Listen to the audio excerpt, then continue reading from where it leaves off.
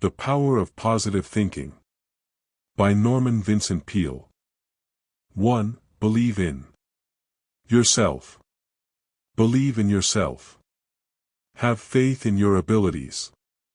Without a humble but reasonable confidence in your own powers, you cannot be successful or happy. But with self-confidence you can succeed. A sense of inadequacy interferes with the attainment of your hopes, but self-confidence leads to self-realization and achievement. Because of the importance of this mental attitude, this book will help you believe in yourself and release your inner powers. An appalling number of people are made miserable by an inferiority complex. But you need not suffer from this trouble. You can develop faith in yourself. After a convention, a man approached me and asked, "May I talk with you about a matter of desperate importance to me?" We went backstage and sat down. "I'm in town to handle the most important business deal of my life," he explained, "but I don't believe I can put it over. I am discouraged and depressed. In fact," he lamented, "I'm just about sunk. Why is it that all my life I have been tormented by inferiority feelings? I listened to your speech tonight about the power of positive thinking, and I want to ask how I can get some faith in myself." "There are 2 steps," I replied. "First, it is important to discover why you have these feelings. That requires analysis and will take time, and may require treatment. But to pull you through this immediate problem, I shall give you a formula. As you walk down the street tonight, repeat certain words I shall give you. Say them over several times before your important appointment. Do this with an attitude of faith and you will receive ability to deal with this problem." Following is the affirmation I gave him: "I can do all things through Christ which strengtheneth me." Philippians 4 verse 13. Now, follow that prescription, and things will come out all right. He pulled himself up, stood quietly for a moment, then said with considerable feeling, "Okay, doctor. Okay." I watched him square his shoulders and walk out. He seemed a pathetic figure, yet the way he carried himself showed that faith was already at work in his mind.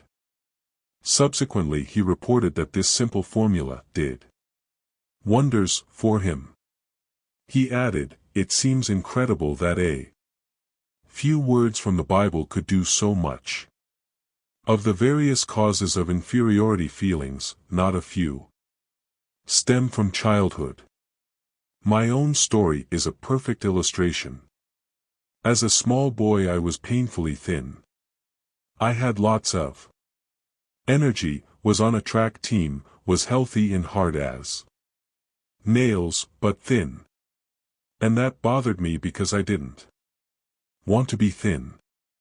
I longed to be hard-boiled and tough and fat. I did everything to get fat. I drank cod liver oil, consumed vast numbers of milkshakes, chocolate sundaes, cakes and pies, but they did not affect me in the slightest. I stayed thin and lay awake nights thinking and agonizing about it. I kept on trying to get heavy until I was about 30. When all of a sudden I bulged at the seams. Then I became self-conscious because I was so fat, and finally had to take off 40 pounds with equal agony to get myself down to respectable size. In the second place, practically every member of my family was a public speaker, and that was the last thing I wanted to be. They used to make me speak even when it filled me with terror. I had to use every known device to develop confidence in what powers the good Lord gave me. I found the solution in the simple techniques of faith taught in the Bible. These principles are scientific and can heal any personality of inferiority feelings. Their use can release the powers which have been inhibited by a feeling of inadequacy. Such are some of the sources of the inferiority complex which erect power barriers in our personalities. It is some emotional violence done to us in childhood, or the consequences of certain circumstances, or something we did to ourselves. This malady arises out of the misty past in the dim recesses of our personalities. Perhaps you had an older brother who was a brilliant student. He got A's in school. You made only C's, and you never heard the last of it. So you believed that you could never succeed in life as he could. He got A's and you got C's, so you reasoned that you were consigned to getting C's all your life. Apparently you never realized that some of those who failed to get high grades in school have been the greatest successes outside of school. Just because somebody gets an A in college doesn't make him the greatest man in the United States, because maybe his A's will stop when he gets his diploma, and the fellow who got C's in school will go on later to get the real A's in life. The greatest secret for eliminating the inferiority complex, which is another term for profound self-doubt, is to fill your mind with faith. Develop tremendous faith in God, and that will give you realistic faith in yourself. The acquiring of dynamic faith is accomplished by prayer, by reading the Bible, and by practicing its faith techniques. Go to a competent spiritual advisor and let him teach you how to have faith. The ability to possess and utilize faith must be studied and practiced to gain perfection. To build up feelings of self-confidence, practice suggesting confidence concepts to your mind. It is possible, even in the midst of your daily work, to drive confident thoughts into consciousness. Let me tell you about one man who did so. While driving me to a lecture engagement, he said, I used to be filled with insecurities. But I hit upon a wonderful plan which knocked these feelings out of my mind, and now I live with confidence. This was the wonderful plan. He pointed to 2 clips fastened on the instrument panel of the car and, reaching into the glove compartment, took out a pack of cards. He selected one and slipped it beneath the clip. It read, If ye have faith, nothing shall be impossible unto you. Matthew 17 verse 20. He removed that one, selected another and placed it under the clip. This one read, If God be for us, who can be against us? Romans 8 verse 31. I'm a traveling salesman, he explained, and I used to drive around between calls thinking fear and defeat thoughts. That is one reason my sales were down. But since I have been using these cards and committing the words to memory, the insecurities that used to haunt me are just about gone. Instead of thinking thoughts of defeat and ineffectiveness, I think thoughts of faith and courage. It is wonderful the way this method has changed me. It has helped in my business, too. This man's plan is a wise one. By filling his mind with affirmations of God, he had put an end to his sense of insecurity. His potential powers were set free. Lack of self-confidence apparently is one of the great problems besetting people today. In a university, a survey was made of 600 students in psychology courses. The students were asked to state their most difficult personal problem. 75% listed lack of confidence. It can safely be assumed that the same large proportion is true of the population generally. Everywhere you encounter people who are inwardly afraid, who shrink from life, who suffer from a deep sense of inadequacy and insecurity, who doubt their own powers. Deep within themselves, they mistrust their ability to meet responsibilities or to grasp opportunities. Always they are beset by the vague and sinister fear that something is not going to be quite right. They do not believe that they have it in them to be what they want to be, and so they try to make themselves content with something less than that of which they are capable.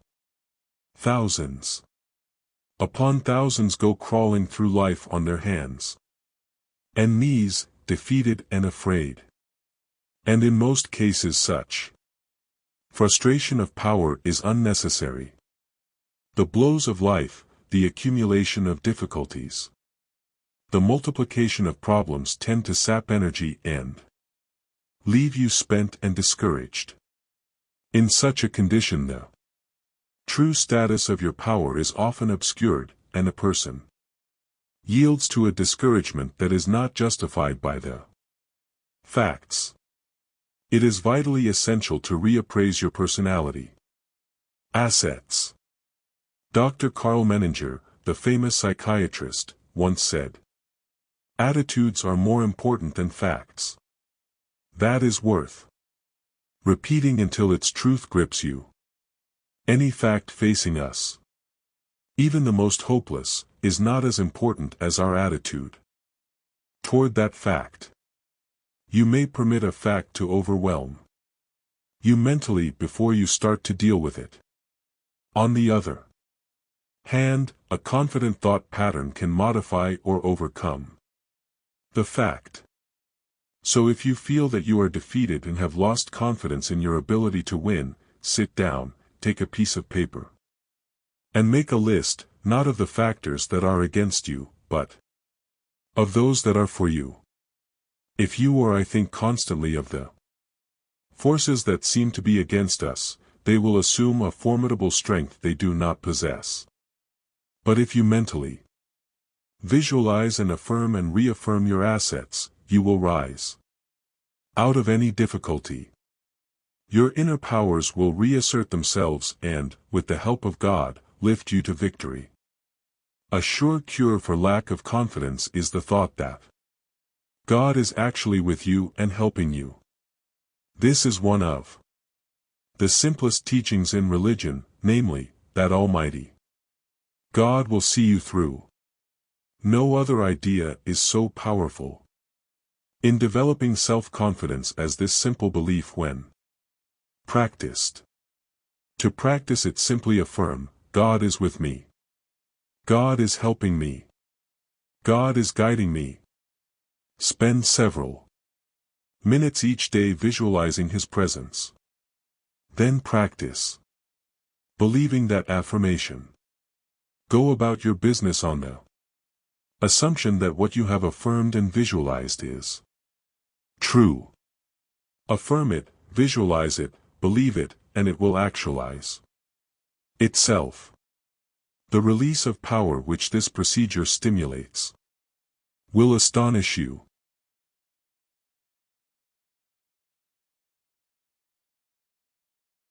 2. A peaceful mind generates power. At breakfast in a hotel dining room, one man complained of a sleepless night. He had tossed and turned and was about as exhausted as when he retired. "Guess I'd better stop watching the news before going to bed," he observed. "I tuned in last night and got an ear full of trouble." Another man spoke up, "I had a grand night. Of course, I used my go-to-sleep plan, which never fails to work." I prodded him for his plan, which he explained as follows: "When I was a boy, my father, a farmer, had The habit of gathering the family in the parlor at bedtime, and he read to us out of the Bible. After prayers, I would go up to my room and sleep like a top. But when I left home, I got away from the Bible reading and prayer habit. For years, practically the only time I ever prayed was when I got into a jam. But some months ago, my wife and I, having difficult problems, decided we would try it again. We found it a helpful practice, so now every night before going to bed, she and I together read the Bible and pray. I don't know what there is about it, but I have been sleeping better and things have improved. In fact, even on the road, as I am now, I still read the Bible and pray. Last night I read the 23rd Psalm out loud.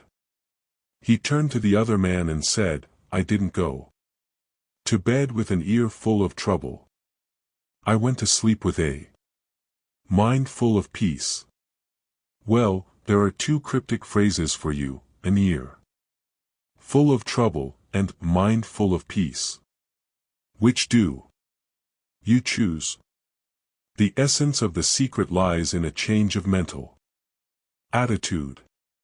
One must learn to live on a different thought basis, and even though thought change requires effort, it is much easier than to continue living as you are. The life of strain is difficult.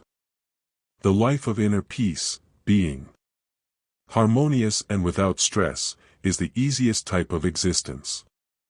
The chief struggle then in gaining mental peace is the effort of revamping your thinking to the relaxed attitude of acceptance of God's gift of peace.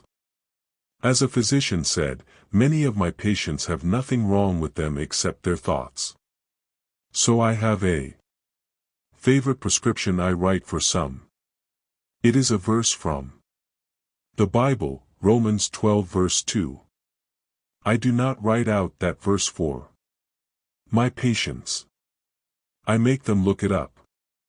The verse reads, Be ye transformed by the renewing of your mind. 2. Be happier and healthier. They need a renewing of their minds, that is, a change in their thoughts. When they take this prescription, they actually achieve a mind full of peace. That helps to produce health and well-being.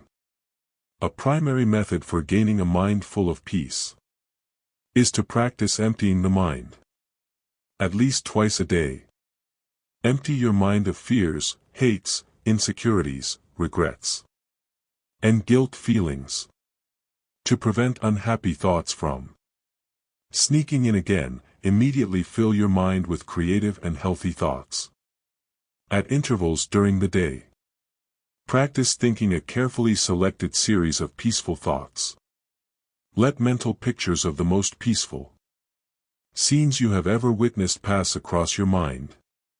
As, for example, the silvery light of the moon falling upon rippling waters, or the sea washing gently upon soft shores of sand. Such peaceful thought images will work upon your mind as a healing medicine. Repeat audibly some peaceful words.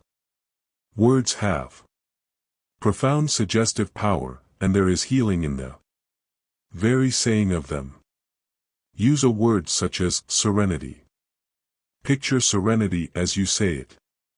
Repeat it slowly and in the mood of which the word is a symbol. It is also helpful to use lines from poetry or passages from the scriptures. A man of my acquaintance who achieved a remarkable peace of mind has the habit of writing on cards unusual quotations expressing peacefulness. He carries one of the cards in his wallet at all times, referring to it frequently until each quotation is committed to memory. He says that each such idea, dropped into the subconscious, lubricates his mind with peace. One of the quotations he used is from a 16th-century mystic, let nothing disturb you. Let nothing frighten you. Everything passes away except God. God alone is sufficient. There are other practical ways by which you can develop serenity and quiet attitudes. One way is through your conversation. In a group, when a conversation takes a trend that is upsetting, try injecting peaceful ideas into the talk. To have peace of mind, fill your personal and group conversations with positive, happy, optimistic, satisfying expressions. Another effective technique in developing a peaceful mind is the daily practice of silence. Insist upon not less than a quarter of an hour of absolute quiet every 24 hours. Go alone into the quietest place available to you, and sit or lie down for 15 minutes and practice the art of silence. Do not write or read. Think as little as possible. Throw your mind into neutral. Conceive of your mind as the surface of a body of water and see how nearly quiet you can make it, so that there is not a ripple. When you have attained a quiescent state, listen for the deeper sounds of harmony and beauty and of God that are to be found in the essence of silence. Saturate your thoughts with peaceful experiences, peaceful words and ideas, and ultimately you will have a storehouse of peace-producing experiences to which you may turn for refreshment and renewal of your spirit. It will be a vast source of power.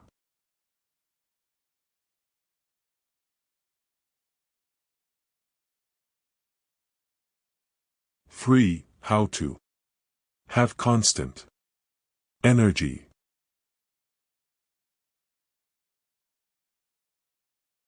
How we think we feel has a definite effect on how we actually feel physically.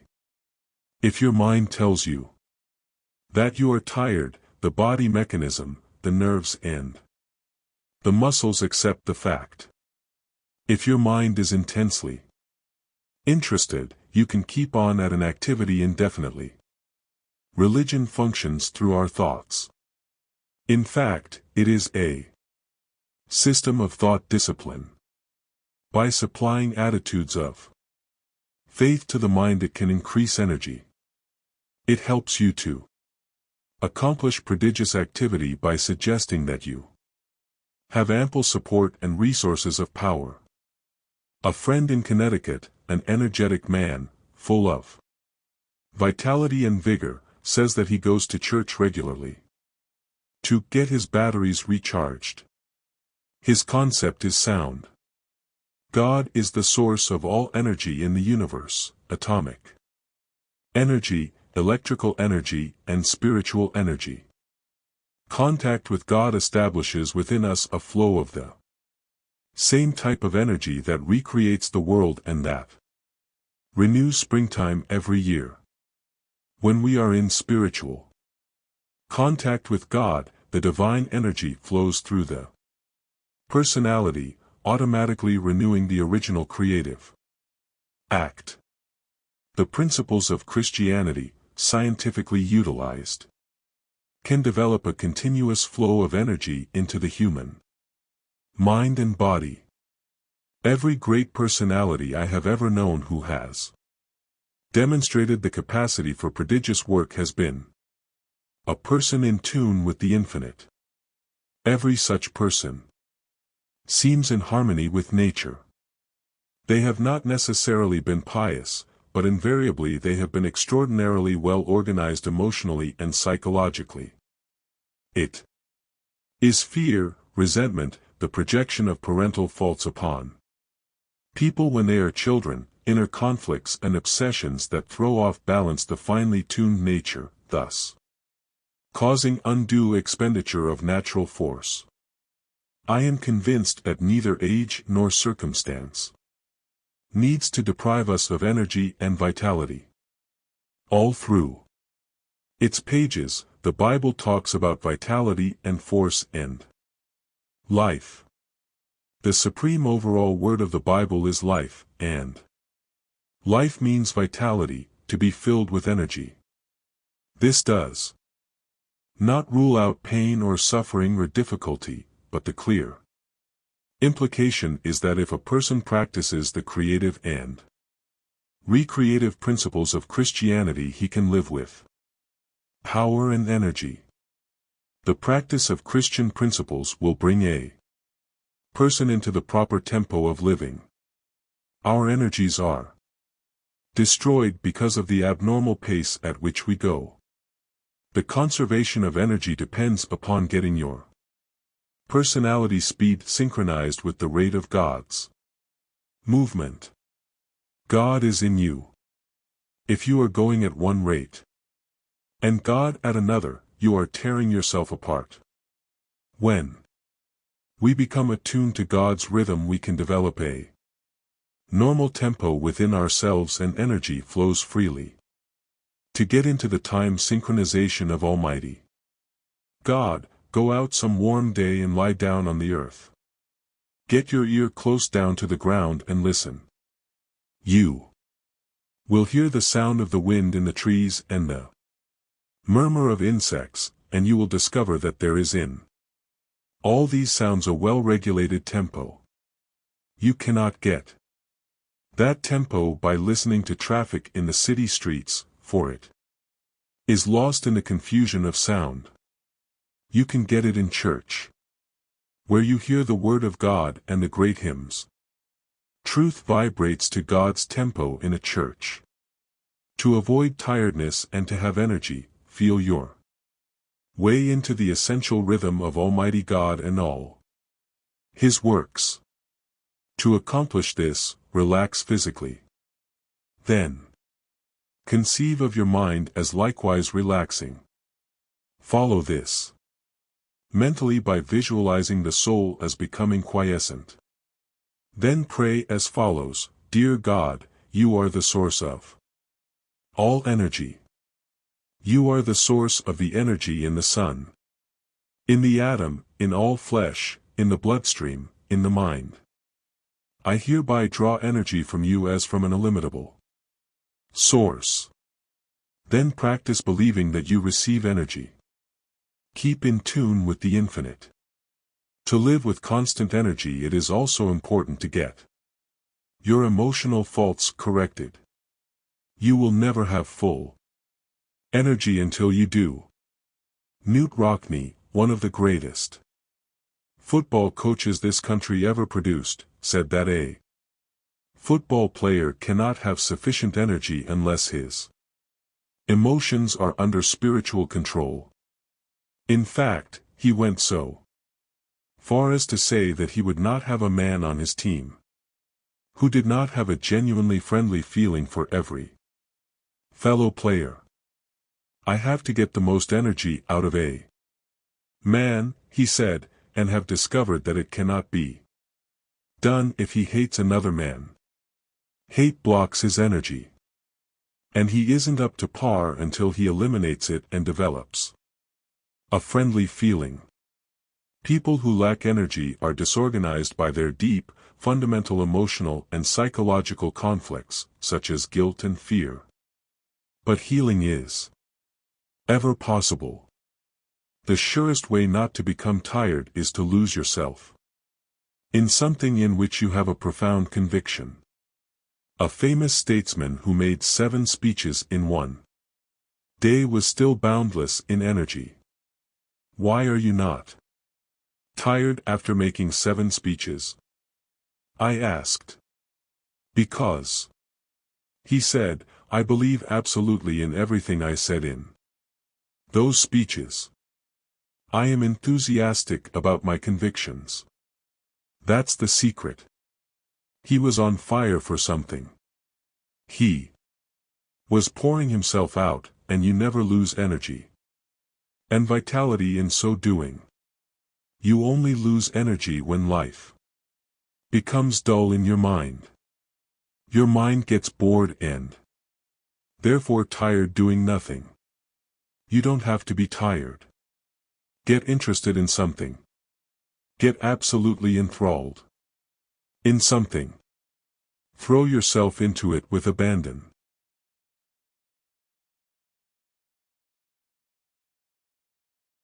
Four. Try prayer. Power. You are dealing with the most tremendous power in the world when you pray. The secret of prayer is to find the process that will most effectively open your mind humbly to God. Any method through which you can stimulate the power of God to flow into your mind is legitimate. An illustration of a scientific use of prayer is the experience of a man who opened a small business, as he characterized it, a little hole in the wall, in New York City, years ago. He had one employee. In a few years, they moved into a larger room and then into extensive quarters. It became a very successful operation. This man's method of business, as he described it, was to fill the little hole in the wall with optimistic prayers and thoughts. He declared that hard work, positive thinking, fair dealing, right treatment of people and the proper kind of praying always get results. This man worked out his own simple formula for solving his problems through prayer power. The formula is: prayerize, picturize, actualize.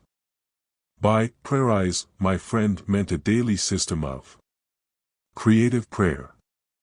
When a problem arose, he talked it over with God simply and directly in prayer. Moreover, he conceived of God as being with him in his office, in his home, on the street, in his automobile, always nearby. As a partner, he took seriously the biblical injunction to pray without ceasing. He interpreted it as meaning that he should go about every day discussing with God in a natural, normal manner the questions that had to be dealt with. He did not often kneel to offer his prayers, but would, for example, say to God, "What will I do about this, Lord?" or "Give me a fresh insight on this, Lord." The second point in his formula of creative prayer is to picturize. The basic factor in physics is force. The basic factor in psychology is the realizable wish. When either failure or success is picturized, it strongly tends to actualize in terms equivalent to the mental image pictured. To assure something worthwhile happening, first pray about it and test it according to God's will. Then print a picture of it on your mind as happening, holding the picture firmly in consciousness. Continue to surrender the picture to God's will, that is to say, put the matter in God's hands, and follow God's guidance. Work hard and intelligently, thus doing your part to achieve success. Practice believing and continue to hold the picture in your thoughts. Do this and you will be astonished at the strange ways in which the picture comes to pass. In this manner the picture actualizes that which you have prayerized, and picturized actualizes according to the pattern of your basic realizable wish when conditioned by invoking God's power upon it, and if, moreover, you give fully of yourself to its realization. I have practiced this prayer method and find great power in it. Others have likewise reported that it released creative power into their experience. For example, a woman discovered that her husband was drifting from her.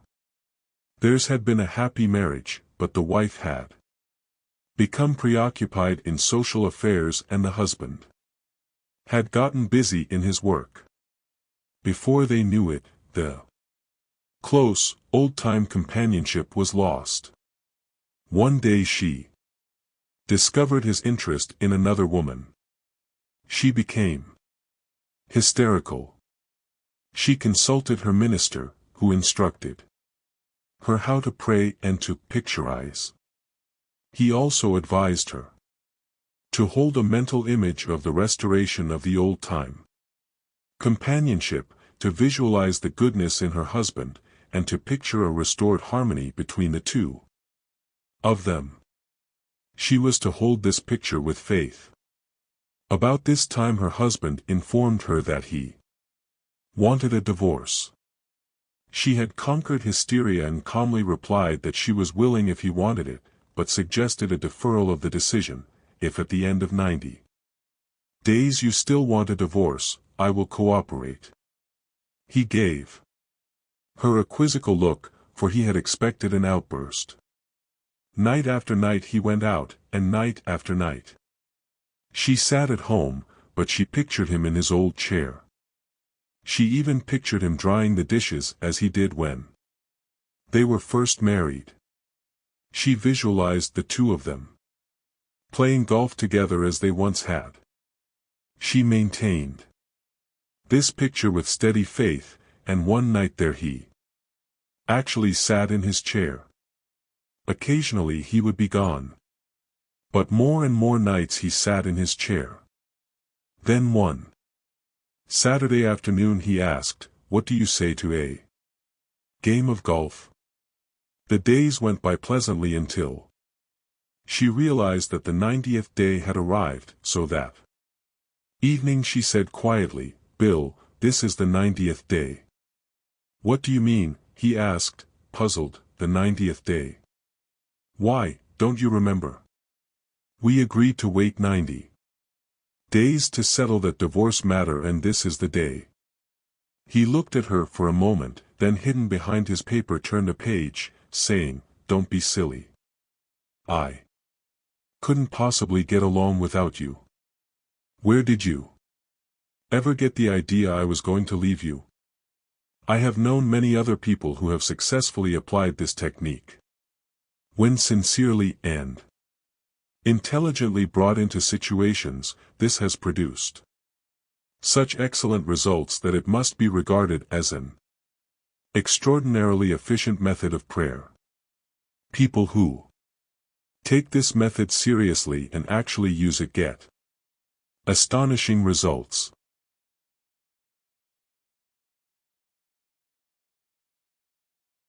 Five, how to create your own happiness. Who decides whether you shall be happy or unhappy? You do. A television celebrity had as a guest on his program an aged man. And he was a rare old man indeed. His remarks were entirely unpremeditated. They simply bubbled up out of a personality that was radiant and happy. And whenever he said anything, it was so naive, so apt, that the audience roared with laughter. They loved him. Impressed, the celebrity enjoyed the situation with the others. Finally he asked the old man why he was so happy. "You must have a wonderful secret of happiness," he suggested.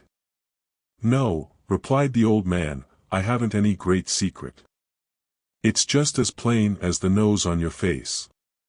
When I get up in the morning I have two choices, to be happy or unhappy. I just choose to be happy." It may appear that the old man's remark was superficial, but I recall that Abraham Lincoln, whom nobody could accuse of being superficial, said that people are just about as happy as they make up their minds to be. You can be unhappy if you want to be. It is the easiest thing in the world to accomplish. Just choose unhappiness. Go around telling yourself that things aren't going well, that nothing is satisfactory, and you can be quite sure of being unhappy. But say to yourself, things are going nicely. Life is good. I choose happiness, and you can be quite certain of having your choice. To become a happy person, have a clean soul, eyes that see romance in the commonplace, a child's heart in spiritual simplicity. Many of us manufacture our own unhappiness. Of course, not all unhappiness is self-created, for social conditions are responsible for not a few of our woes. Yet, to a large extent, by our thoughts and attitudes we distill out of the ingredients of life either happiness or unhappiness for ourselves. Anyone who desires it, who wills it, and who learns and applies the right formula may become a happy person.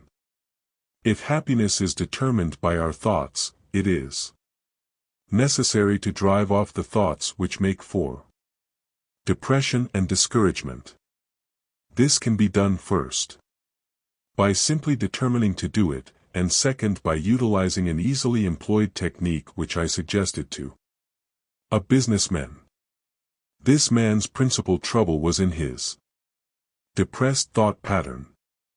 He needed an infusion of light and faith. So rather boldly I said, if you want to feel better and stop being miserable, I can give you something that will fix you up. What can you do? He snorted. Are you a miracle worker? No, I replied, but I can put you in touch with a miracle worker who will drain off that unhappiness of yours and give you a new slant on life. I mean that, I concluded as we separated. Apparently this businessman became curious, for he got in touch with me later and I gave him a little book of mine called Thought Conditioners. It contains 40 health and happiness-producing thoughts. Inasmuch as it is a pocket-sized booklet, I suggested that he carry it for easy consultation and that he drop one of the suggested thoughts in his mind every day for 40 days. I further suggested that he commit each thought to memory, and that he visualize this healthy thought sending a quieting and healing influence through his mind. I assured him that if he would follow this plan, these healthy thoughts would drive off the diseased thoughts that were sapping his joy, energy, and creative ability. He had his doubts, but he followed my directions. After about 3 weeks he called me on the telephone and shouted, "Boy, this sure works. It is wonderful. I have snapped out of it, and I wouldn't have believed it possible. Tomorrow when you arise, say out loud 3 times this one sentence, 'This is the day which the Lord hath made, we will rejoice and be glad in it.' Psalm 118 verse 24. Only personalize it and say, 'I will rejoice and be glad in it.' Repeat it in a strong, clear voice and with positive tone and emphasis. While dressing or getting breakfast, say aloud a few such remarks as, 'I believe I can successfully handle all problems that will arise today. I feel good physically, mentally and emotionally. It is wonderful to be alive.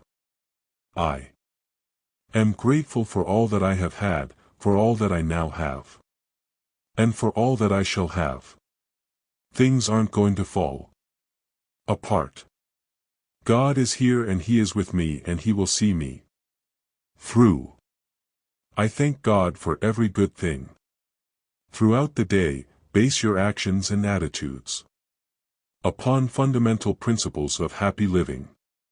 One of the most simple and basic of such principles is that of human love and goodwill. It is amazing what happiness, a sincere expression of compassion and tenderness, will induce. A genuinely happy man is a friend of mine, H.C. Mattern, who, with his equally happy wife, Mary, travels throughout the country.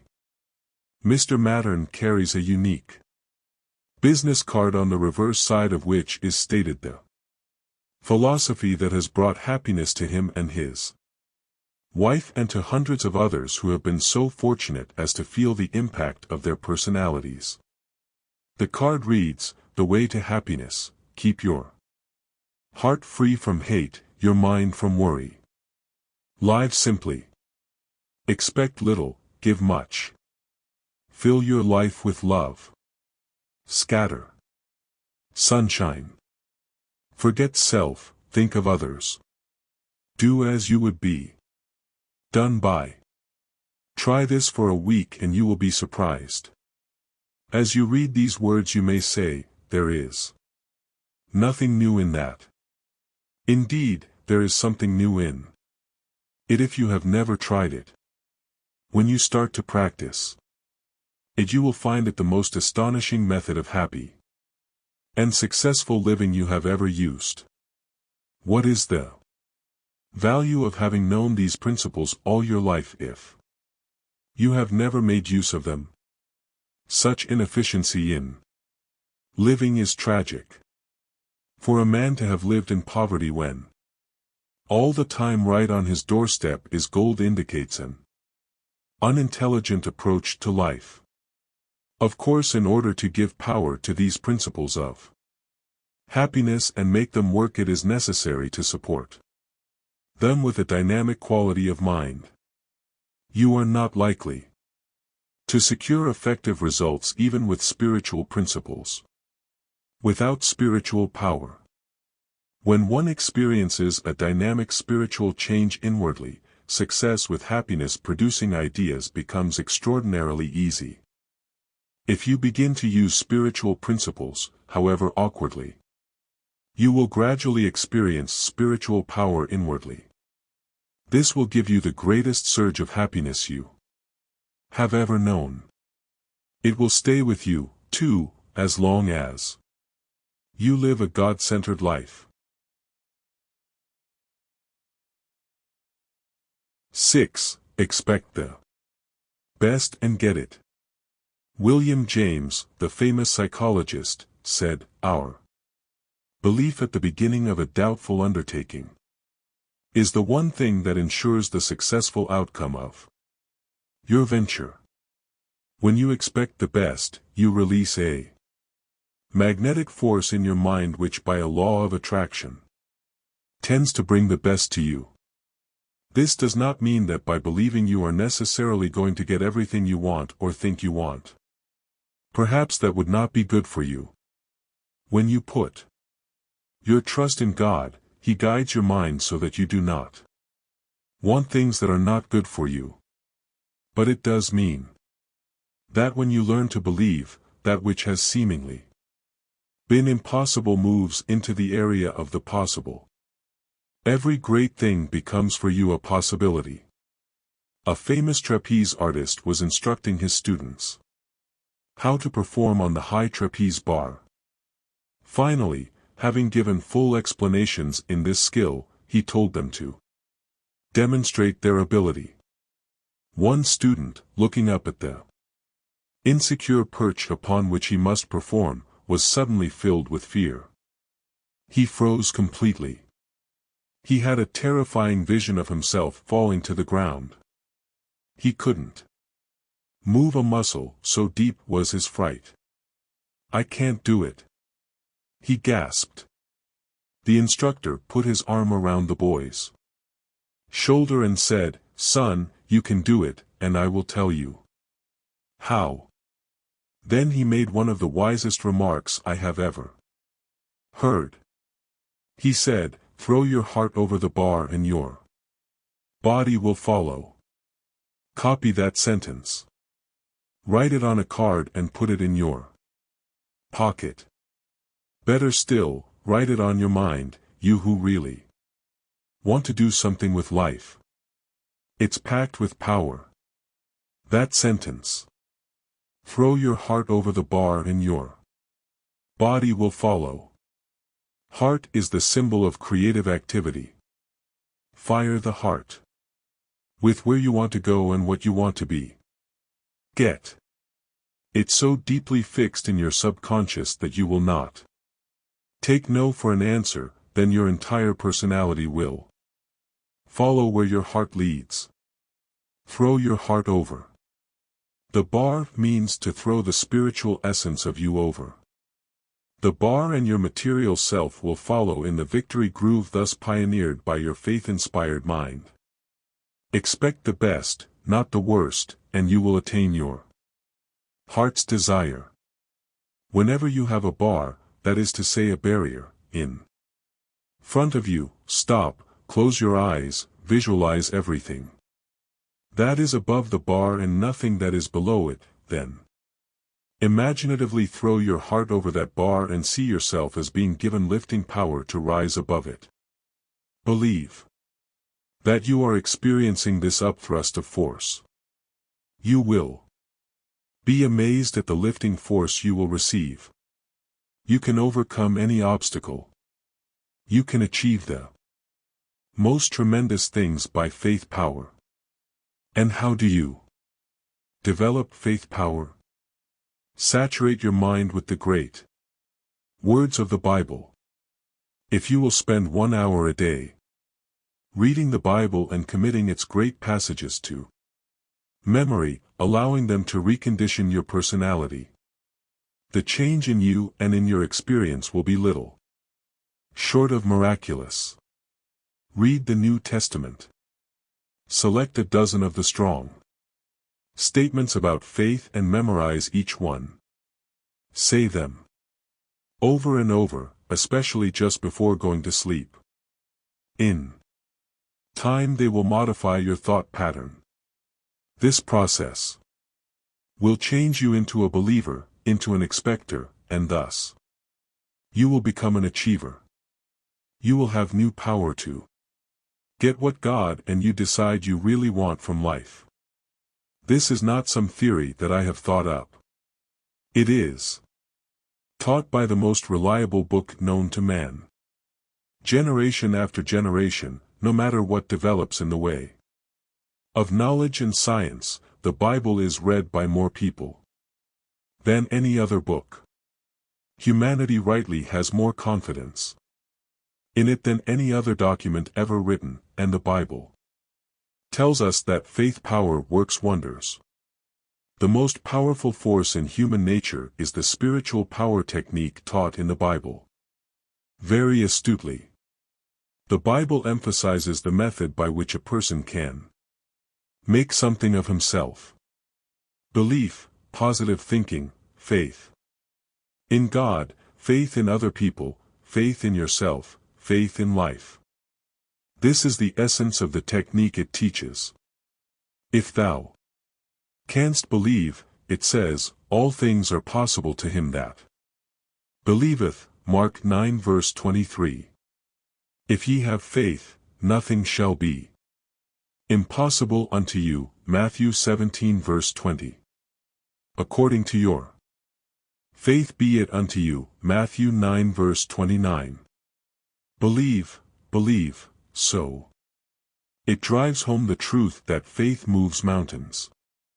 A woman, compelled by adversity to go into sales work, undertook to demonstrate vacuum cleaners from house to house. She took a negative attitude toward herself and her work.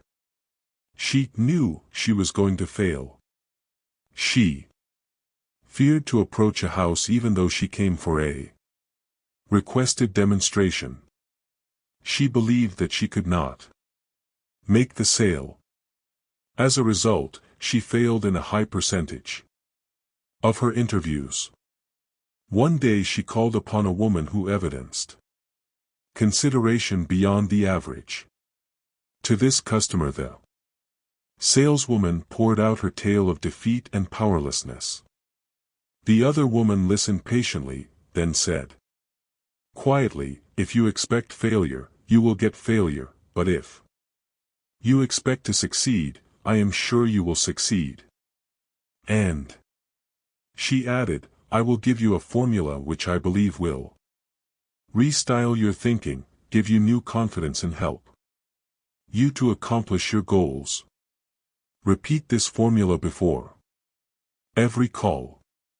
Believe in it and then marvel at what it will do for you.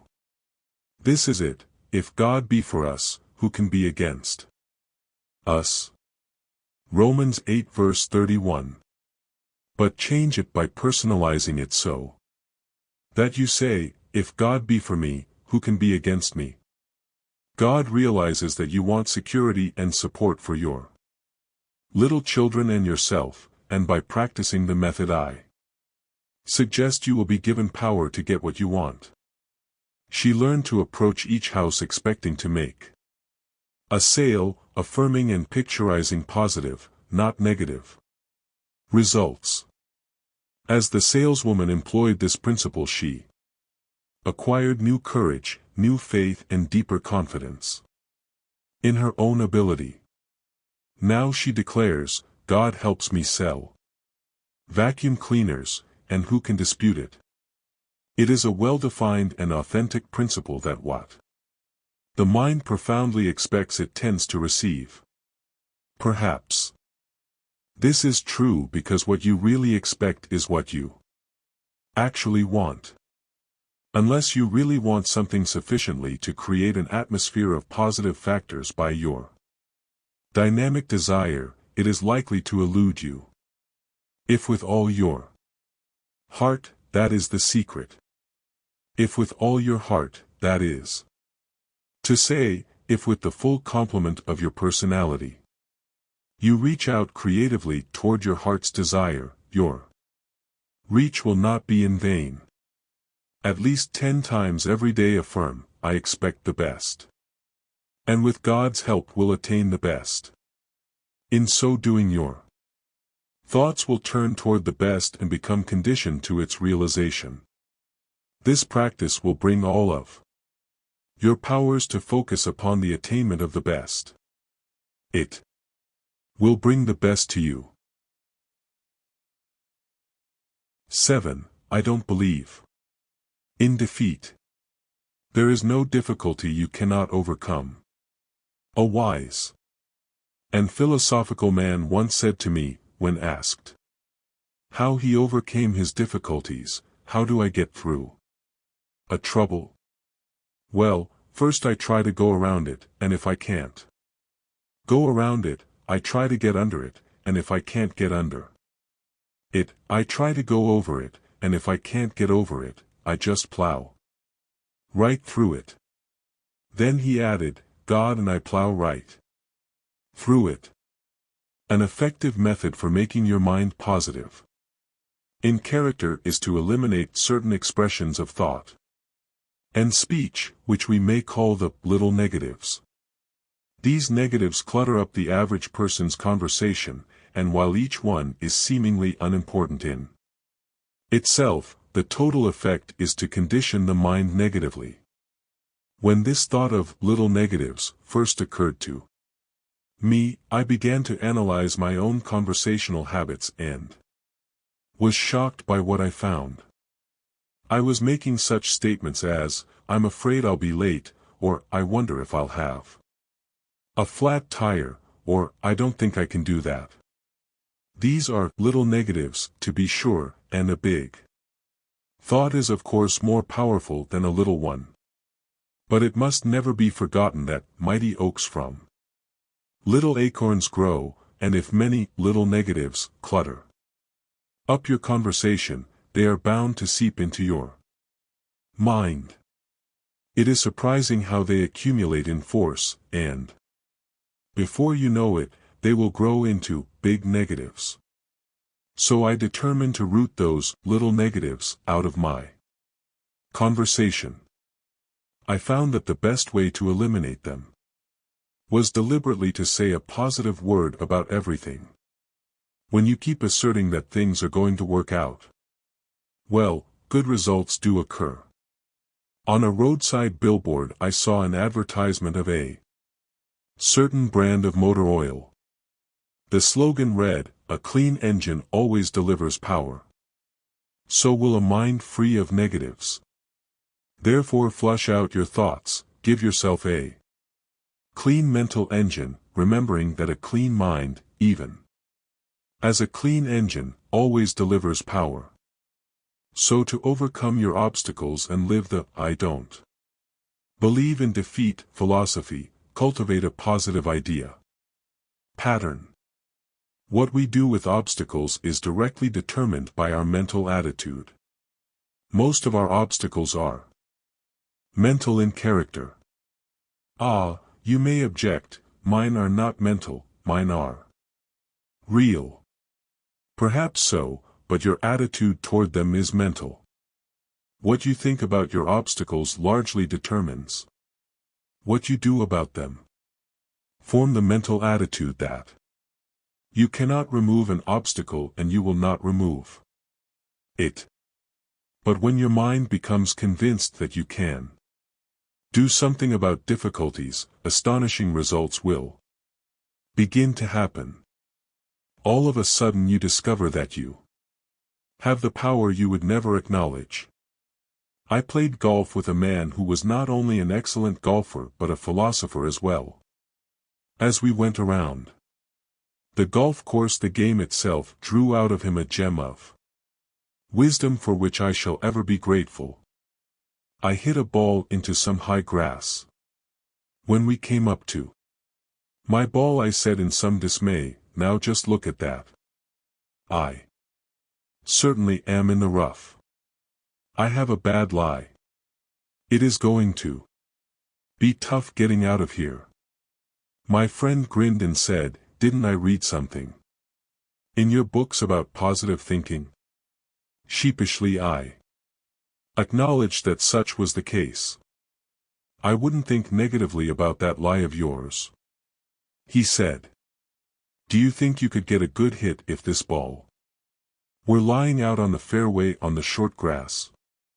I said I thought so. "Well," he continued, "why do you think you could do better out there than here?" "Because," I replied, "the grass is cut short on the fairway and the ball can get away better." Then he did a curious thing. "Let's get down on our hands and knees," he suggested, "and see just how this ball does lie." So we got down on our hands and knees. And he said, "Observe that the relative height of the ball here is about the same as it would be on the fairway, the only difference being that you have about 6 inches of grass above the ball." Then he did an even more whimsical thing. "Notice the quality and character of this grass," he said. He pulled off a blade and handed it to me. "Chew it," he said. I chewed.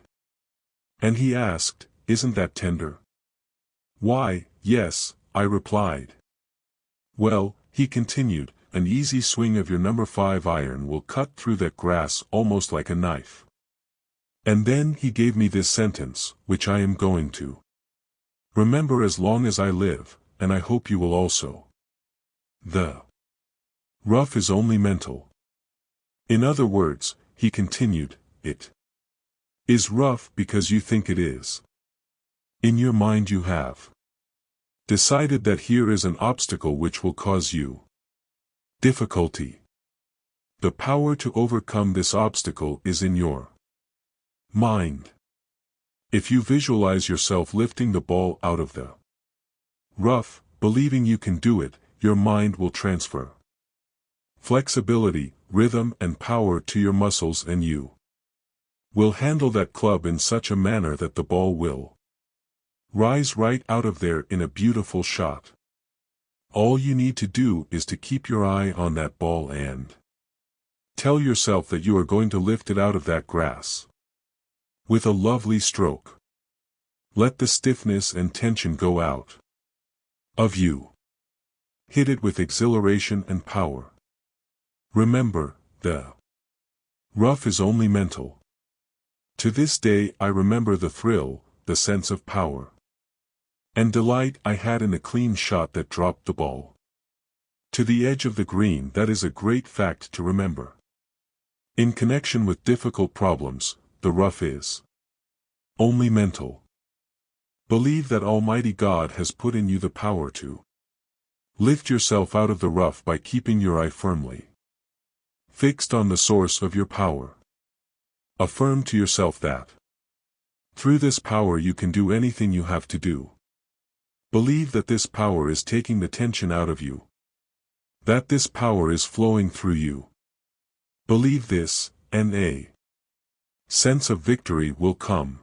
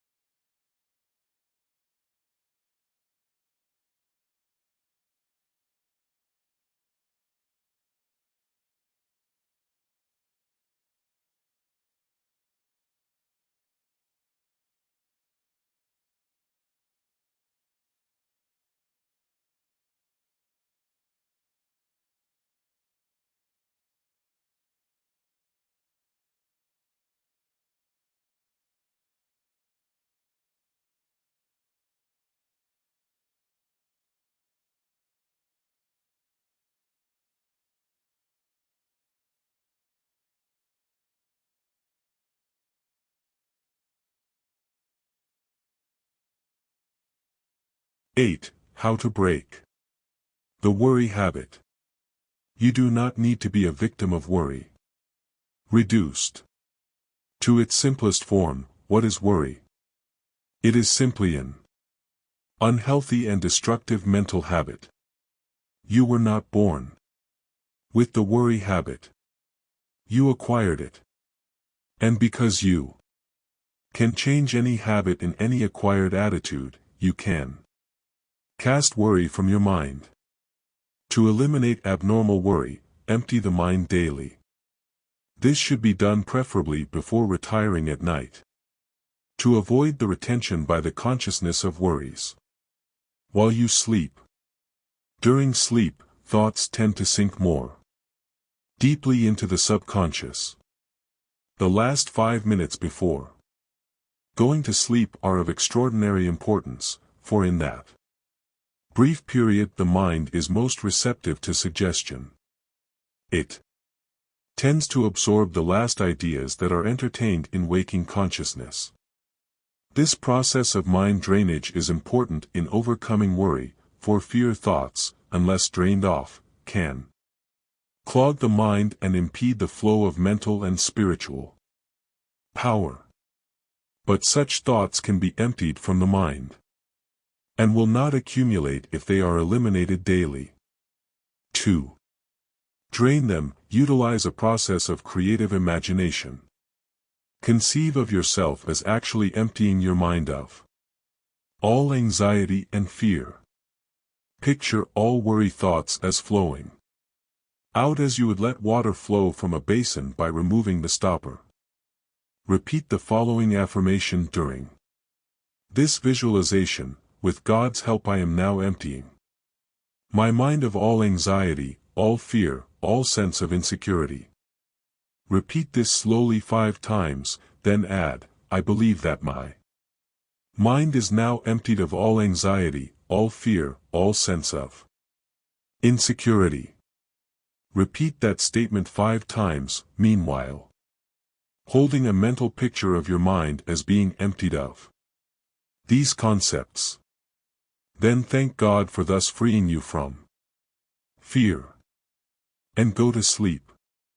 In starting the curative process, the foregoing method should be utilized in mid-morning and mid-afternoon as well as at bedtime. Go into some quiet place for 5 minutes for this purpose. Faithfully perform this process and you will soon note beneficial results. Upon emptying the mind, practice refilling it. Fill it with thoughts of faith, hope, courage, expectancy.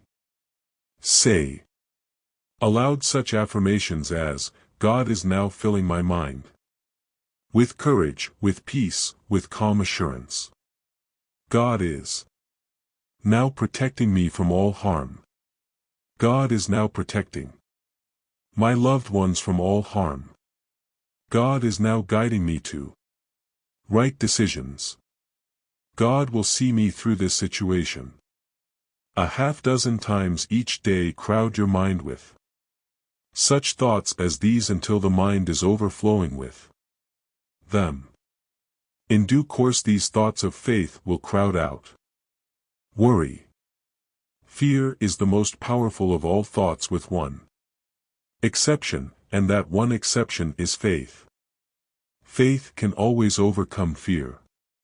Faith is the one power against which fear cannot stand day by day. As you fill your mind with faith, there will ultimately be no room left for fear. This is the one great fact that no one should forget. Master faith, and you will automatically master fear.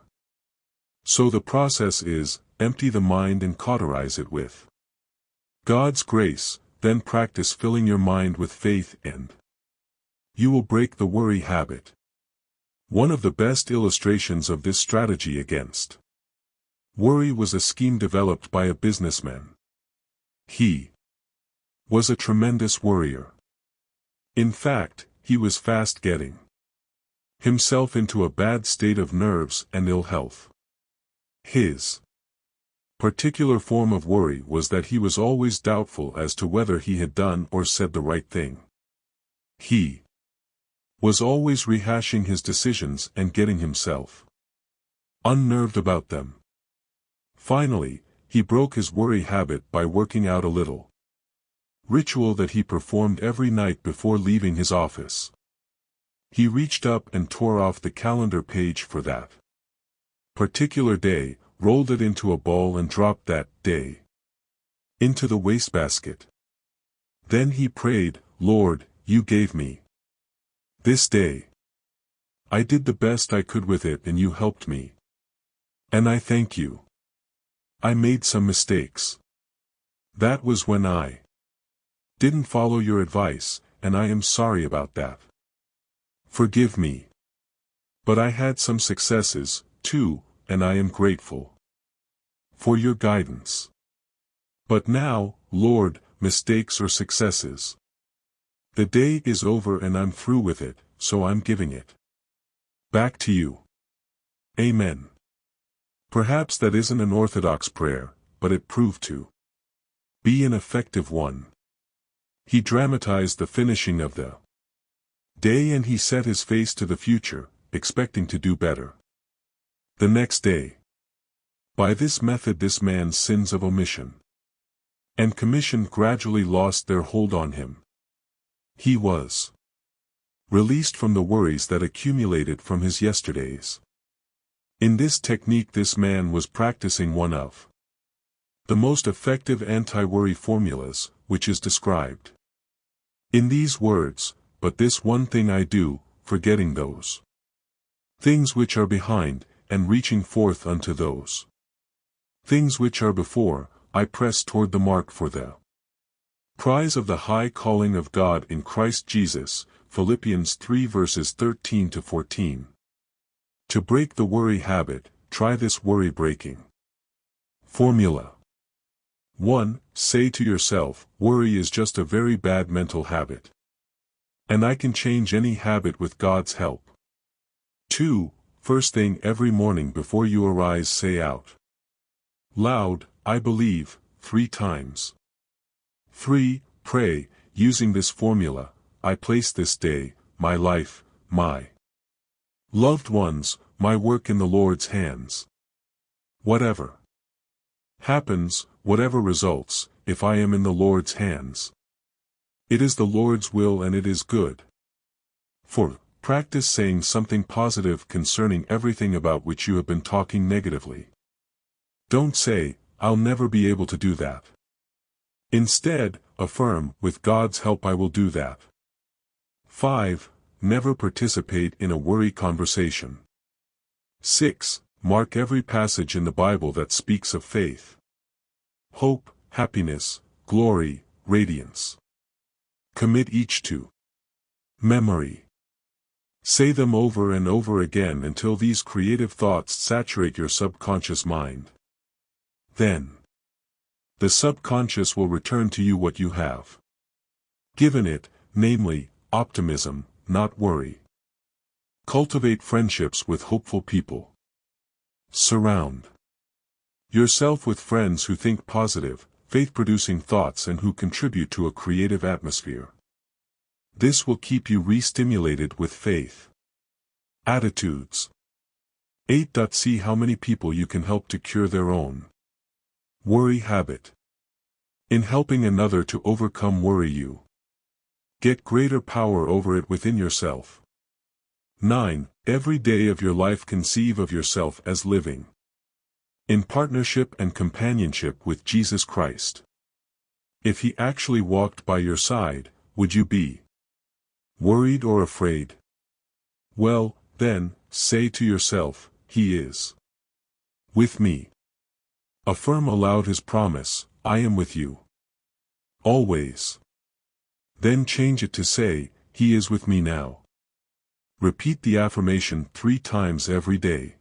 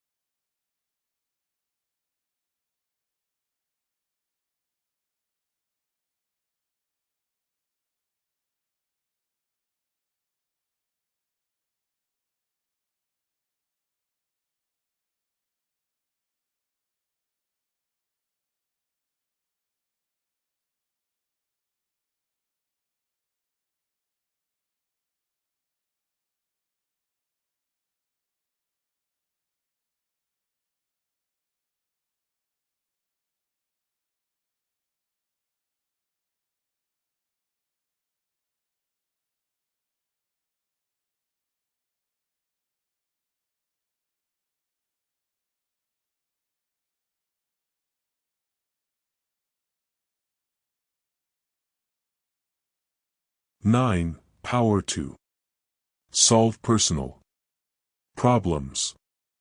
One of the most effective techniques in problem solving is the simple device of conceiving of God as a partner. One of the basic truths taught by the Bible is that God is with us. In fact, Christianity begins with that concept, for when Jesus Christ was born he was called Emmanuel, meaning God with us.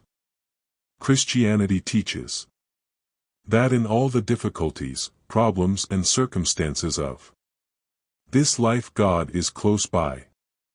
We can talk to him, lean upon him, get help from him and have the inestimable benefit of his interest, support and help. Practically everybody believes in a general way that this is true, and many have experienced the reality of this faith in getting correct solutions to your problems. However, it is necessary to go a step further than believing this, for one must actually practice the idea of presence.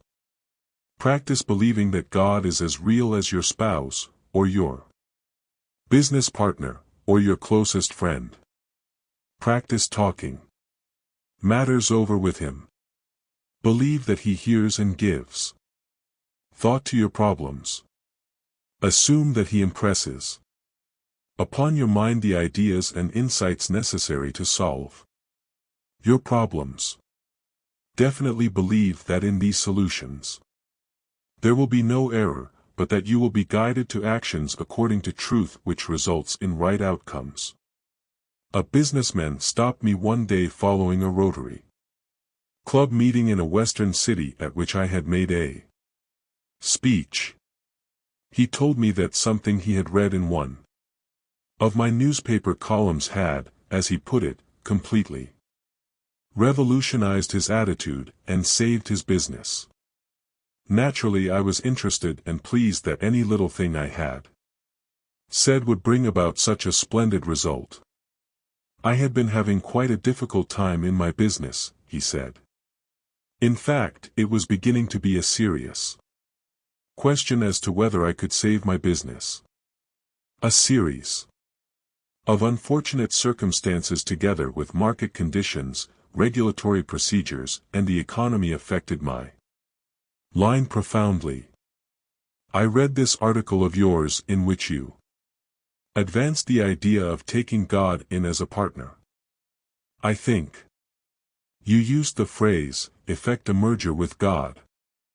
When I first read that, it seemed to me a rather cracked brain idea. How could a man on earth, a human being, take God as a partner? Besides, I had always thought of God as a vast being, so much bigger than man that I was like an insect in his sight, and yet you were saying that I should take him as a partner. The idea seemed preposterous.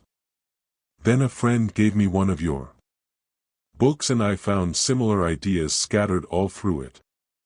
You told actual life stories about people who followed this advice.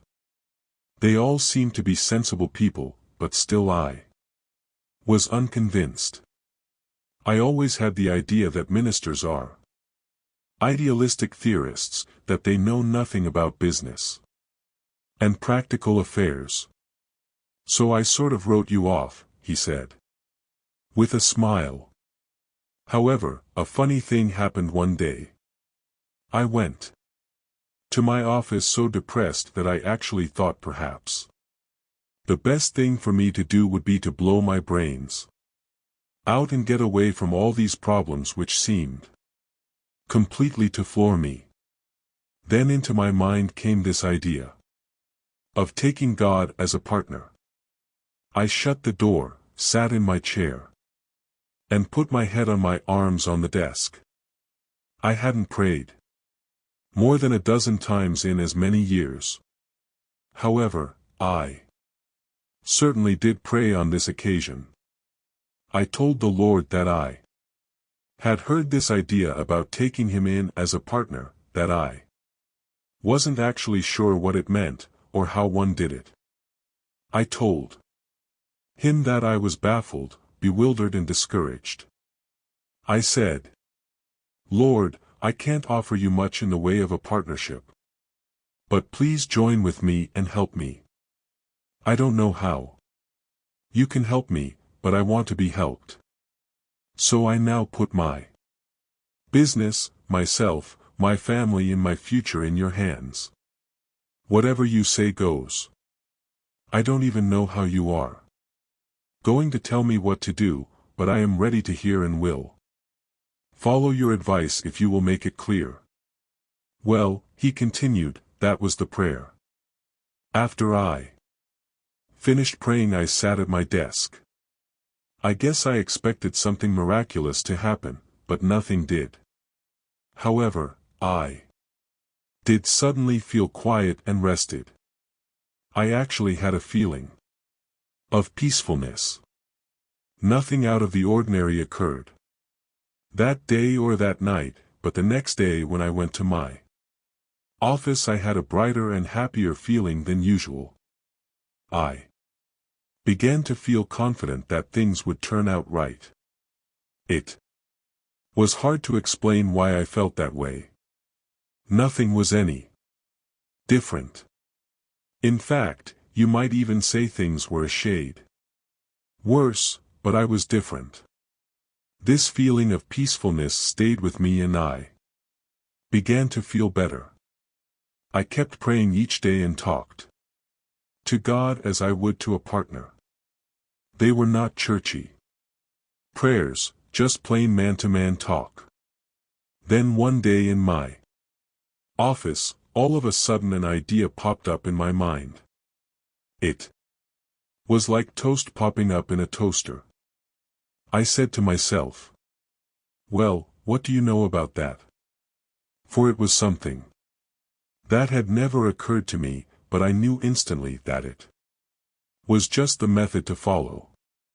Why I had never thought of it before I haven't the slightest idea. My mind was too tied up, I guess. I hadn't been functioning mentally. I immediately followed the hunch. Then he stopped.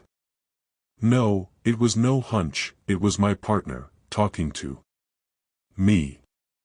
I immediately put this idea into operation and things began to roll. New ideas began to flow out of my mind. And despite conditions, I began to get the business back on an even keel. Now the general situation has improved considerably, and I'm out of the woods. Then he said, I don't know anything about preaching or about writing books, but let me tell you this. Whenever you get a chance to talk to businessmen, tell them that if they will take God as a partner in their business, they will get more good ideas than they can ever use, and they can turn those ideas into assets. I don't merely mean money, he said, although a way to get a good return on your investment, I believe, is to get God-guided ideas. But tell them that the God partnership method is the way to get their problems solved right. This incident is just one of many similar demonstrations of the law of a divine human relationship working itself out in practical affairs. I cannot emphasize too strongly the effectiveness of this technique of problem solving. It has produced amazing results in many cases.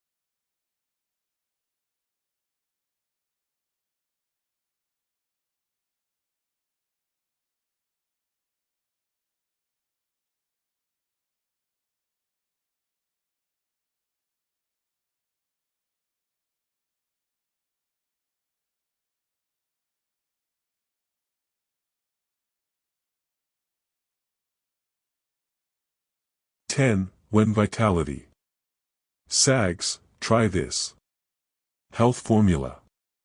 Dr. Franklin Ebaugh of the University of Colorado Medical School maintains that 1/3 of all cases of illness in general hospitals are clearly organic in nature.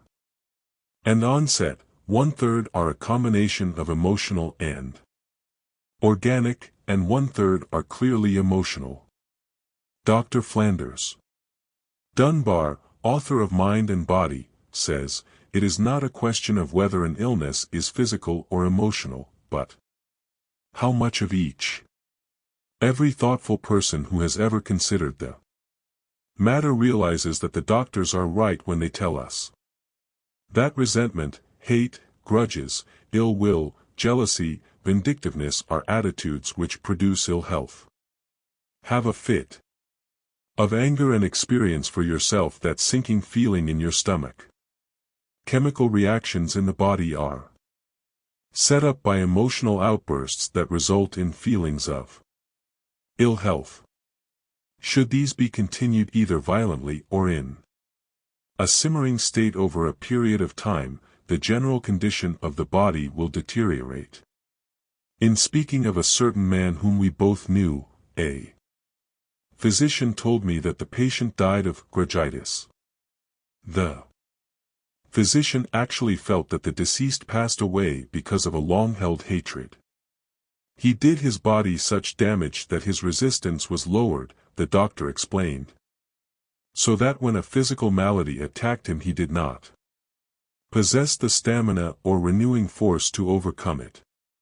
He had undermined himself physically by the malignancy of his ill will.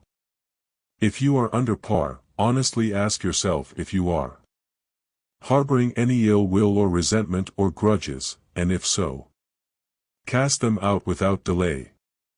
They do no harm to the person against whom you hold these feelings, but every day and every night of your life they are eating at you.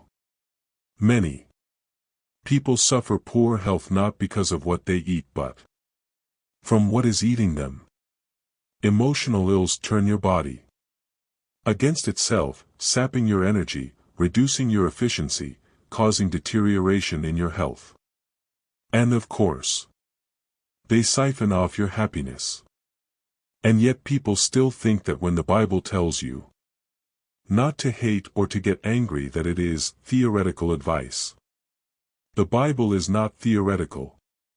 It is our greatest book of wisdom. It is filled with practical advice on living and on health. Anger, resentment and guilt make you sick. Modern physicians tell us, which proves once again that the most up-to-date book on personal well-being is the Holy Bible, neglected by so many or regarded by them as purely a religious book and certainly as one that is not practical. No wonder more copies are read than all other books. That is because in this book we discover not only what is wrong with us but how to correct it as well. Since irritation, anger, hate and resentment have such a powerful effect in producing ill health, what is the antidote? Obviously it is to fill the mind with attitudes of goodwill, forgiveness, faith, love and the spirit of imperturbability. And how is that accomplished? Following are some practical suggestions. They have been used successfully by many in counterattacking especially the emotion of anger. A consistent application of these suggestions can produce feelings of well-being. 1. Remember that anger is an emotion, and an emotion is always warm, even hot. Therefore, to reduce an emotion, cool it. And how do you cool it? When a person gets angry, the fists tend to clench, the voice rises in stridency, muscles tense, the body becomes rigid. Psychologically you are poised for fight, adrenaline shoots through the body. This is the old caveman hangover. In the nervous system, so deliberately opposed the heat of this emotion with coolness, freeze it out.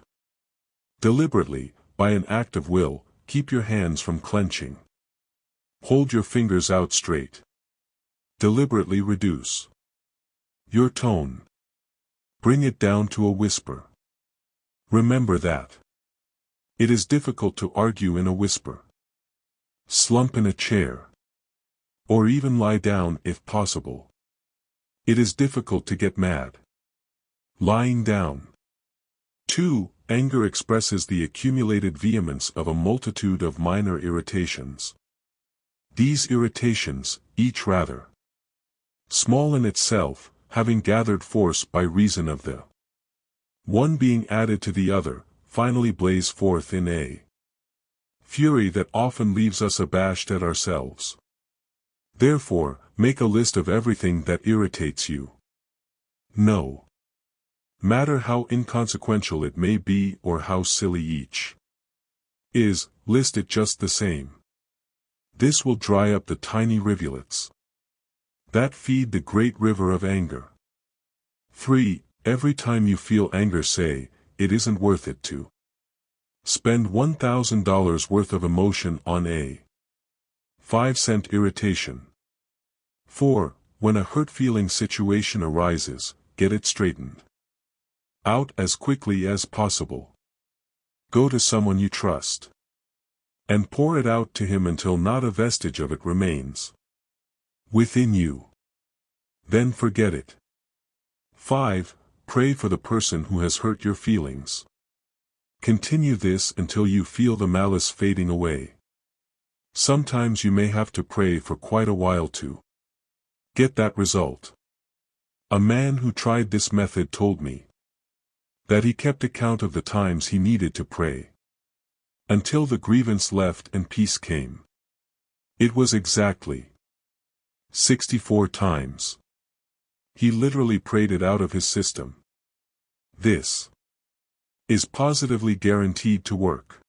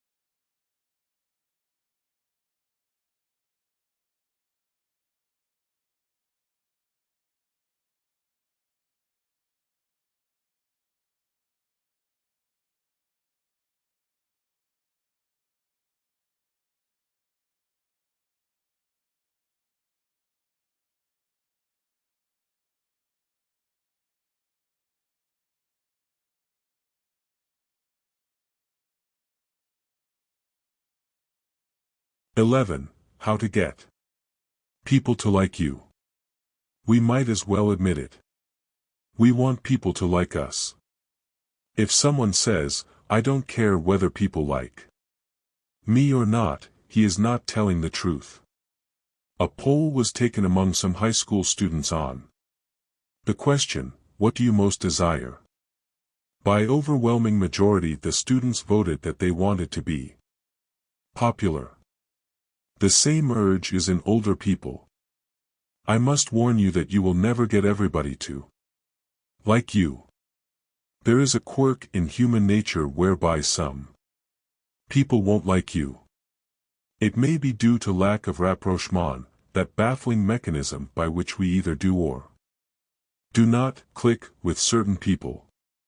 Even if you are a difficult person or by nature shy and retiring, even unsocial, you can attain popularity by practicing a few simple, natural and easily mastered techniques.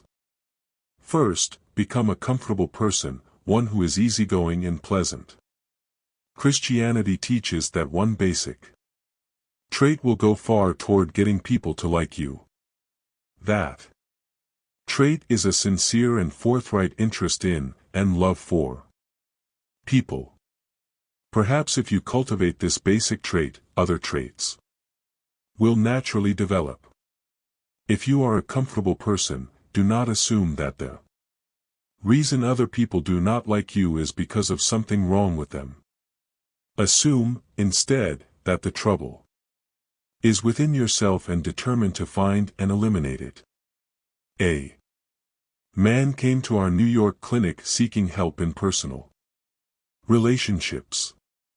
About 35 years of age, he was splendidly proportioned and impressive. It was surprising that people would not like him. But he outlined an unhappy set of circumstances to illustrate his dismal failure in human relations. I do my best, he explained. I have tried to put into practice the rules I have been taught about getting along. But people just don't like me. After talking with him, it was not difficult to understand the trouble. There was about him a noticeable attitude of superiority. He was rigid, self-centered and egotistical.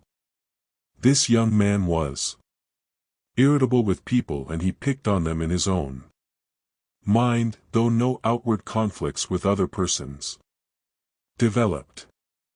Inwardly he was trying to make everybody over to suit himself.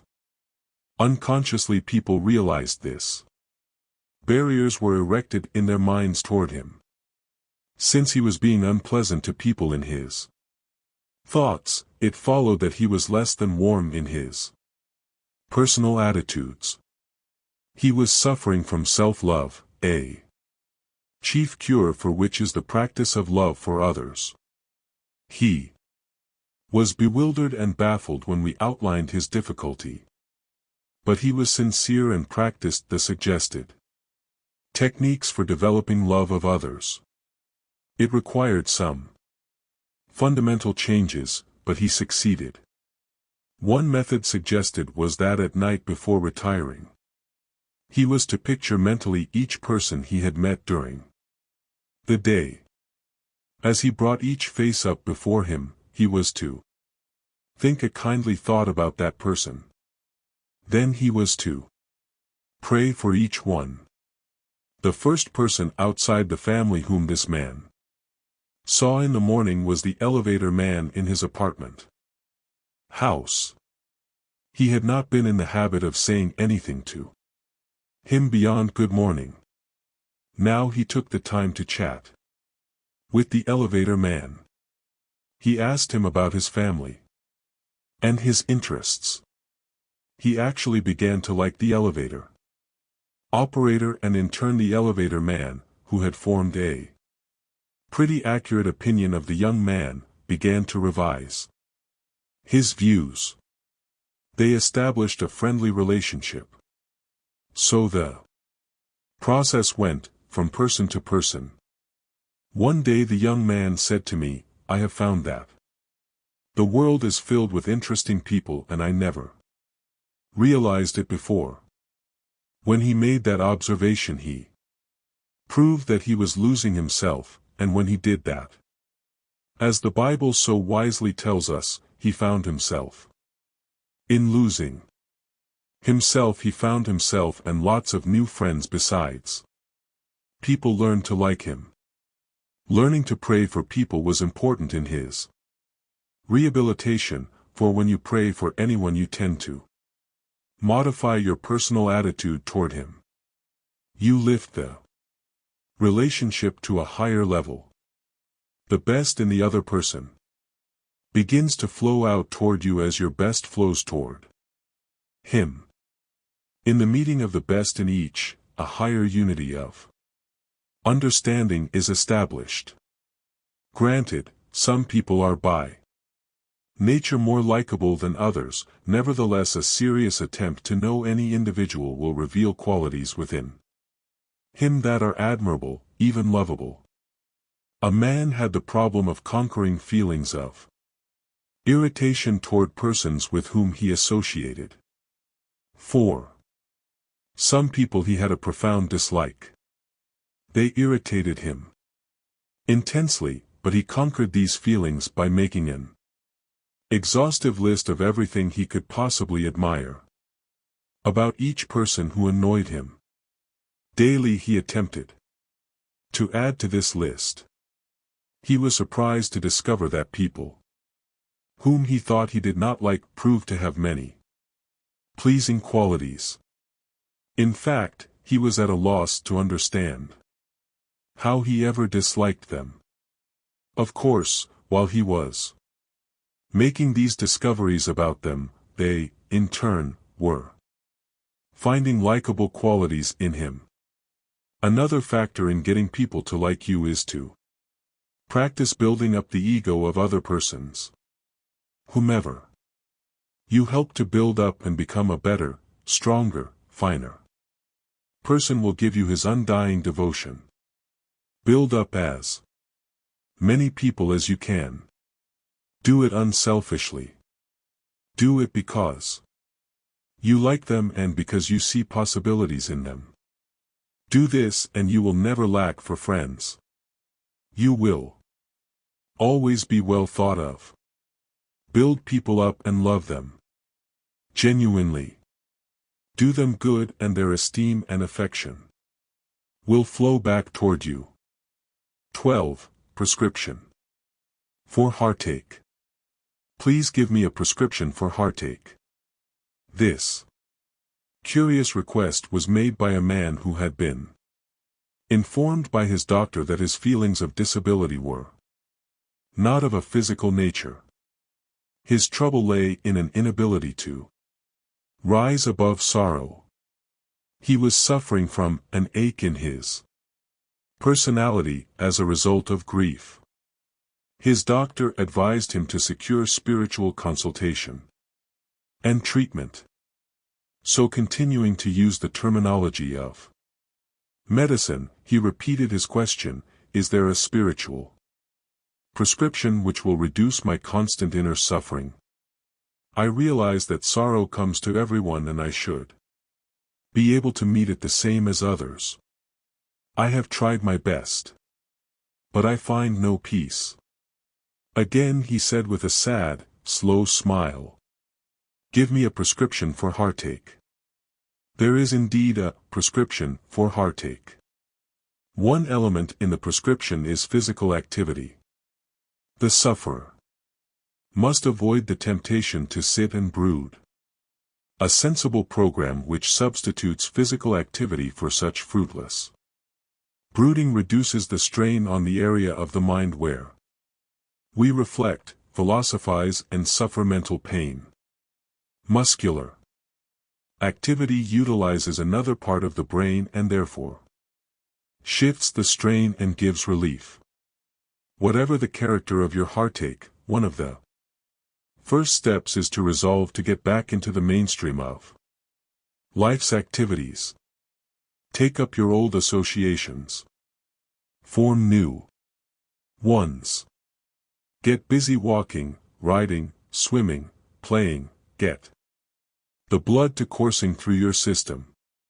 Lose yourself in some worthwhile project.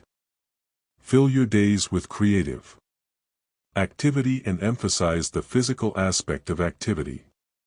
Employ healthy mind-relieving busyness, but be sure that it is of a worthwhile and constructive nature. Superficial escapism through feverish activity, as, for example, parties and drinking, merely deadens pain temporarily and does not heal.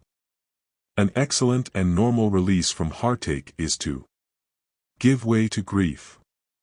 It is natural to cry when pain or sorrow comes. This is a relief mechanism provided in the body by Almighty God and should be used. A good cry is a release from heartache. I should warn, however, that this mechanism should not be used unduly nor allowed to become habitual. Should that happen, it partakes of the nature of abnormal grief and could become a psychosis. I receive many letters from people whose loved ones have died. They tell me that it is difficult for them to go to the same places they were in the habit of frequenting together, or to be with the same people with whom they associated as a couple or as a family. Therefore they avoid the old-time places and friends. I regard this as a serious mistake. A secret of curing heartache is to be as normal and natural as possible. This does not imply disloyalty or indifference. This policy is important in avoiding a state of abnormal grief. Normal sorrow is a natural process, and its normality is evidenced by the ability of the individual to return to his usual pursuits and responsibilities and continue therein as formerly. The deeper remedy for heartache, of course, is the curative comfort supplied by trust in God. Inevitably, the basic prescription for heartache is to turn to God in an attitude of faith and empty the mind and heart to Him. Perseverance in the act of spiritual self-emptying will finally bring healing to the broken heart. Another profoundly curative element in the prescription for heartache is to gain a sound and satisfying philosophy of life and death and deathlessness.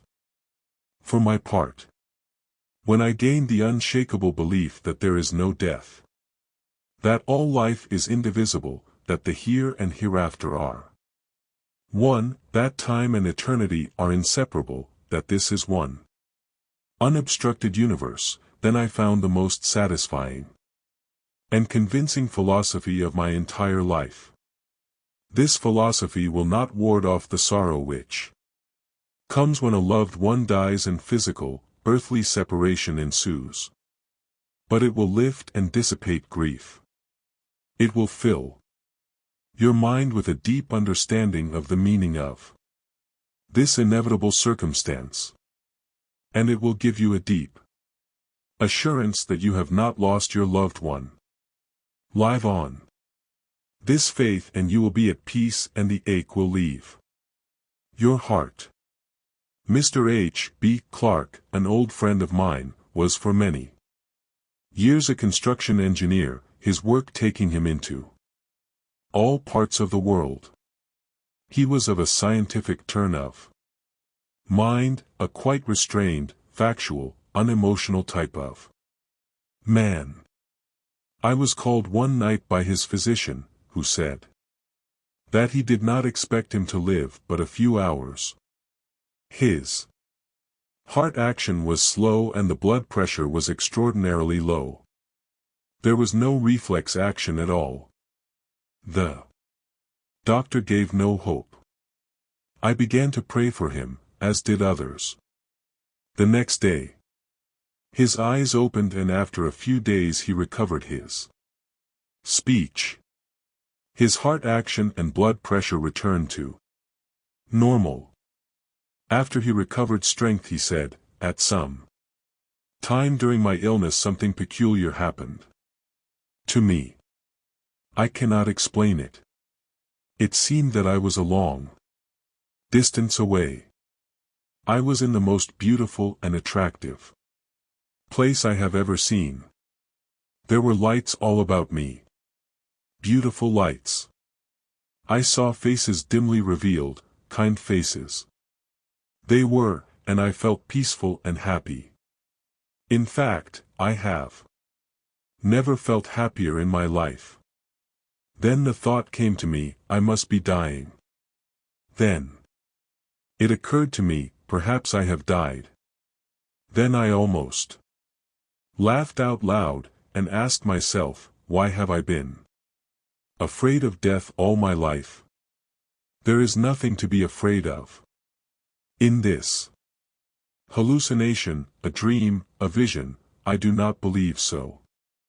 I have spent too many years talking to people who have come to the edge of something and had a look across, who unanimously have reported beauty, light and peace. To have any doubt in my own mind Read and believe the Bible as it tells about the goodness of God and the immortality of the soul. Make prayer and faith the habit of your life. Learn to have real fellowship with God and with Jesus Christ. As you do this, you will find a deep conviction welling up in your mind that these wonderful things are true indeed. So in this faith, which is a sound, substantial and rational view of life and eternity, you have the prescription for heartache. 13. How to draw upon that higher power. When quite young I was called to a large church in a university community, and many of my congregation were professors in the university as well as leading citizens of the city. I wanted to justify the confidence of those who gave me such an outstanding opportunity and accordingly worked hard. As a result, I began to get rather tired and nervous and had no feeling of normal power. One day I decided to call on Professor Hugh M. Tilrow, a great friend of mine. He was a wonderful teacher, also a great fisherman and hiker. He was a man's man, an outdoor personality. I knew that if I did not find him at the university, he would be out on the lake fishing, and sure enough, there he was. He came ashore at my hail. "The fish are biting, come on," he said. I climbed in his boat, and we fished a while. "What's the matter, son?" he asked with understanding. I told him how hard I was trying and that it was getting me down nervously. "I have no feeling of lift or power," I said. He chuckled. "Maybe you're trying too hard." As the boat scraped the shore, he said, "Come in the house with me." As we entered his cabin, he ordered, "Lie down there on that couch. I want to read you something. Shut your eyes and relax while I find the quotation."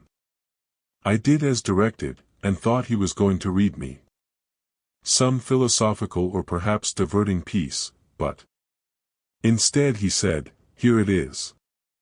Listen quietly while I read it to you, and let these words sink in. Hast thou not known? Hast thou not heard, that the everlasting God, the Lord, the Creator of the ends of the earth, fainteth not, neither is he weary? There is no searching of his understanding. He giveth power to the faint, and to them that have no might he increaseth strength. Even the youth shall faint and be weary, and the young men shall utterly fall. But they that wait upon the Lord shall renew their strength, they shall mount up with wings as eagles. They shall run, and not be weary, and they shall walk, and not faint. Isaiah 40 verses 28 to 31. Then he asked, "Do you know from what I am reading?" "Yes, the 40th chapter of Isaiah," I answered. "I'm glad you know your Bible," he commented. "Why don't you practice it? Now relax. Take 3 deep breaths, in and out slowly. Practice resting yourself in God. Practice depending upon Him for His support and power. Believe He is giving it to you now, and don't get out of touch with that power. Yield yourself to it, let it flow through you. Give your job all you've got. Of course you must do that. But do it in a relaxed and easy manner, like a batter in a big league ball game. He swings the bat easy like, and doesn't try to knock the ball out of the park. He just does the best he can and believes in himself because he knows that he has lots of reserve power." Then he repeated the passage again, "They that wait upon the Lord shall renew their strength. That was a long time ago, but I never forgot that lesson. He taught me how to draw upon that higher power. And believe me, his suggestions worked. I continue to follow my friend's advice, and it has never failed me. My life is crowded with activity, but that power formula gives me all the strength I need. A second method for drawing upon that higher power is to learn to take a positive, optimistic attitude toward every problem, in direct proportion to the intensity of the faith which you muster will you receive power to meet your situation. According to your faith be it unto you. Matthew 9 verse 29, is a basic law of successful living. There is a higher power, and the power can do everything for you. Draw upon it and experience its great helpfulness. Why be defeated when you are free to draw upon that higher power? State your problem. Ask for a specific answer. Believe that you are getting that answer. Believe that now, through God's help, you are gaining power over your difficulty. This higher power is constantly available. If you are open to it, it will rush in like a mighty tide. It is there for anybody under any circumstances or in any condition.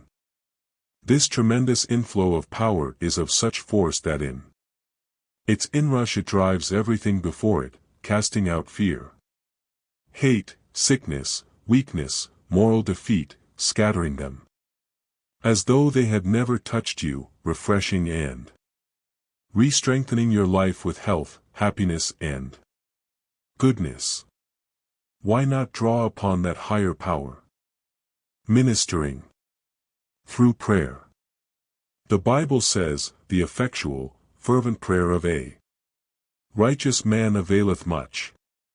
This means that the efficient, persistent prayer of a person who thinks right will bring about great results.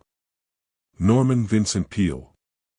For more than 50 years, Guideposts Prayer Ministry has been praying for people around the world at their point of need by telephone, mail, and the web.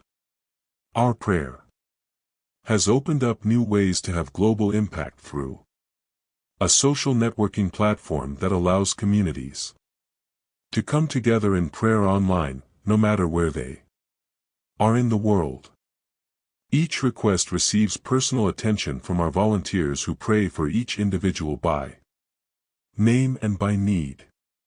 As we lift these prayers up to God, it is more than a responsibility. It is a privilege.